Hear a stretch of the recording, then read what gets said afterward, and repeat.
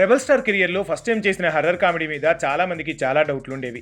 కానీ first time Maruti ఇచ్చిన చిన్న స్టేట్మెంట్తో రోమాలు నిక్కపొడిచేలా చేస్తున్నాయి. ఇంతవరకు ప్రభాస్ కామెడీ టైమింగ్ని తెలుగు ఆడియన్స్ మాత్రమే చూశారు. కానీ పాన్ ఇండియా లెవెల్లో ఆ టైమింగ్ని చూపించే ప్రయత్నం చేస్తోంది మారుతి టీం. కేవలం కామెడీ దాడి అంటే అదెందుకు రెబల్ స్టార్ మూవీ అవుతుంది? అందుకే తన కటౌట్కి తగ్గ మైండ్ బెండింగ్ ఎపిసోడ్ని పెట్టిందట ఫిలిం టీం. ఇండియన్ ఫిలిం ఇండస్ట్రీలో ఇంతవరకు ఎవరూ చూపించని ఎపిసోడ్, ఏ వెండితెర మీద కూడా చూడని సీక్వెన్స్ ఈ సినిమాలో ఉండబోతోంది. అదే ప్రీ క్లైమాక్స్లో వచ్చే ట్విస్ట్ అని డైరెక్టర్ మారుతూనే తేల్చాడు. ఈ నెల 27న ఈవెంట్ అన్నారు. ఈవెంట్లో కొత్త ట్రైలర్ లాంచ్ చేస్తారు, మిగతా పాటల్ని వదులుతారు. ఇలా చాలా ప్రచారాలు జరిగాయి.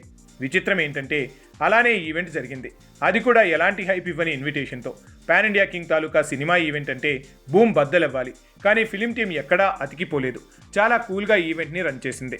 అంతకుముందు ఈ సినిమాకు గుండె లాంటి ఒక సీక్వెన్స్ మీద మారుతి మాటల తోటాల్లా పేలాయి.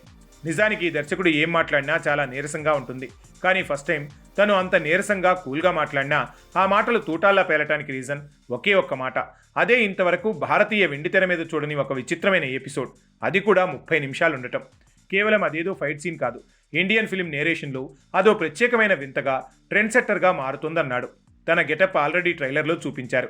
ఫైట్ సీన్లు కూడా ట్రైలర్లోనే చూపించేశారు. కానీ ఇది జస్ట్ ఫైట్ సీక్వెన్స్ కాదు, అసలు ప్రభాస్ని థియేటర్స్లోనే చూడబోతున్నామంటుంది ఫిలిం టీం. ఇక సంజయ్ దత్తో ప్రభాస్ క్లాష్ సీన్ పీక్స్ అని తెలుస్తోంది.